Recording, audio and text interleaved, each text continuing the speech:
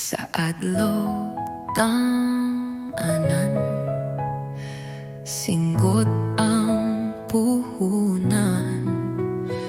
Sa uma ug dagat-gat, panginabuhian. Matahong nga adlaw, kainit sa dughan. Madasigon gihapon sa kalisod mulaban. Kinabuhing Pilipino, puno sa paglaom. Sa bisan sang unos, kita mo baro.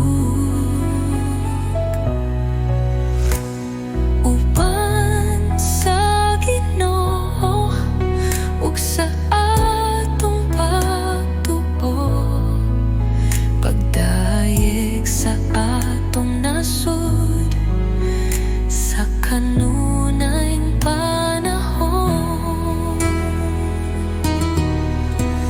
Mga katawa, bisag lisod ang kahimtang,